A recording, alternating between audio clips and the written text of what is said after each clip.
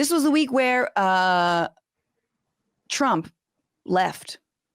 He finally fucking left. Trump left the White House. The QAnon prophecy failed to deliver the so-called Great Awakening, much to the dismay of Karens with kitchen towels that say it's wine o'clock somewhere. Trump left with an incredibly ominous message as well. Let me just play this for y'all. A goodbye. We love you. We will be back in some form. Oh, I hope it's a ghost. Just a G to the end. You gotta shout out to the realest one. Just a Patrick Swayze where he's like haunting the White House and he's like, no. I can't prove it, but if anybody does the pottery, dead Trump will be behind you. Oh, absolutely. All the time. Ghost reference. I just think that, old. Yeah, saying that you're going to be back in some form is like the most ominous shit ever. Like this is what like the Simpsons aliens said, you know, like yeah. This is just like, yes, we will be back in some form. Next time it will be human, you know, like this flesh suit has served us well. Like who says that? It's so weird. But according to reports, Trump is entertaining the idea of creating a third party that he hopes to use to challenge any Republicans who crossed him, like those who voted to impeach him. The party is going to perhaps be called the Patriot Party. Super. Because nothing says loyalty to a country like being willing to destroy the country for a television bigot. And let me just say, there is not enough popcorn in the world for me to eat while watching Trump divide the right and swing more elections for Democrats. Yeah. Like I will bask in the glow of the flaming ashes of the Republican Party like a pagan witch and then paint my body in that ash while I free bleed all over Steve Mnuchin's private plane. She's thought about this, you guys. So yeah. That is my like. I fucking love it. Like the infighting in the Republican Party is something I think every progressive and leftist must be for. You're not above it. You know, someone in the comments earlier said, you know, they're enjoying watching all their Republican relatives get upset, and should they feel bad? No, never. So Democrats have a donkey, Republicans Republicans have an elephant. Is it just Trump as Rambo? Because his supporters, my favorite thing that of all the lies, my favorite one is that they think that has a muscle body. They hate his real body so much.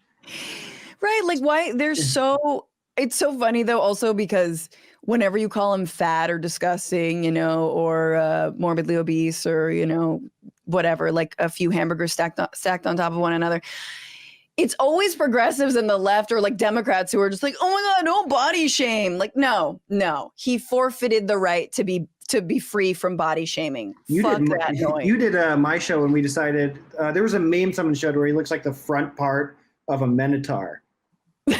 Yes. Like there should be a horse's whole body behind him, the way he stands. Also, the thing with people trying to act like Trump is just like, you guys have been doing this for 4 years. He's been doing crazy for 70. That's why he's better at this than Oh, yeah. I mean, do you think that the Patriot Party would stand a chance? Like, what would that mean? So this is, of course, the same week that Liz Cheney is being, like, censured in the – no.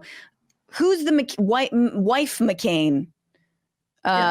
Is it also Liz? Cindy McCain was being censured in Arizona for basically not supporting the president and not trying for like a 5th recount, or what are we on right now? Or like upholding any of the, you know, the bogus claims that he, you know, had the election stolen from him.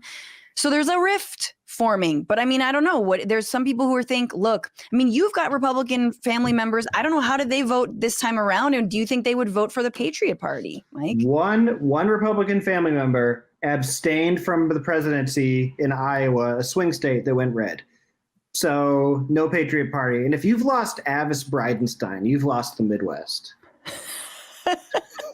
She's 93 years old. Oh, Avis. She lived through real Nazis, not voting for Tom Cotton Nazis or whatever we're calling them. I love you, Avis, but Avis didn't vote at all then.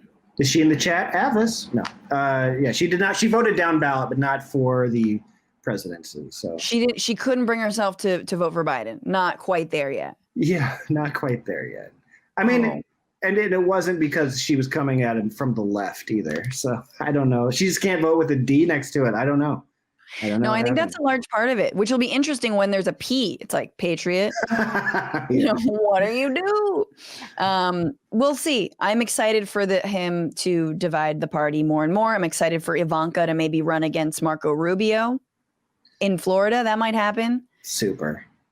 Just kill each other all. I mean, like metaphorically. Don't get John Mulaney's Secret Service at me. So. Yeah, please metaphorically. But yeah, no, this is one dog fight where I'm like, I have no dogs in this fight, but I will bet on all of them. I will be here. With a Michael Vick jersey on. Hell yeah, exactly. Yes, if it is Marco Rubio and Ivanka, I want to see that. I definitely want to see that. Hey, thanks so much for watching the Bitchuation Room podcast live stream. And while you're here, why don't you just subscribe to this channel? I promise it'll be good.